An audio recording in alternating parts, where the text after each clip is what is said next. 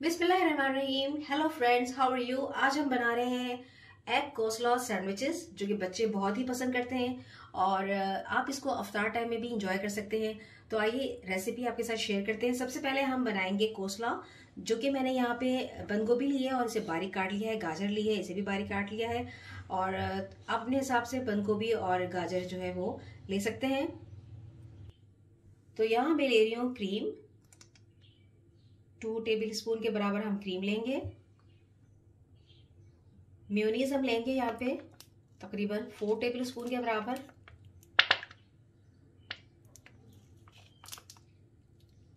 इसको हमने हस्बे जायका sugar add करके मिक्स कर लेंगे अच्छे से। यहाँ मैंने 1 टीस्पून के बराबर शुगर ऐड की है, इसको हम मिक्स करेंगे अच्छे से। अब हम इसमें शामिल कर देंगे बंद गोभी, गाजर, इसको हम अच्छे से मिक्स करेंगे। फ्रेंड्स, यहाँ मेरे पास ब्रेड स्लाइसेस हैं और इसका जो ये हार्ड पार्ट है चारों तरफ, ये हम इसको यहाँ से रिमूव करेंगे, कट कर लेंगे छुरी की मदद से।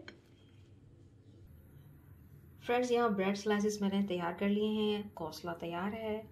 अब हम एग को बीट करेंगे। 2 अदद मैंने यहाँ अंडे लिए हैं, इसे हम बीट कर लेंगे अच्छे से।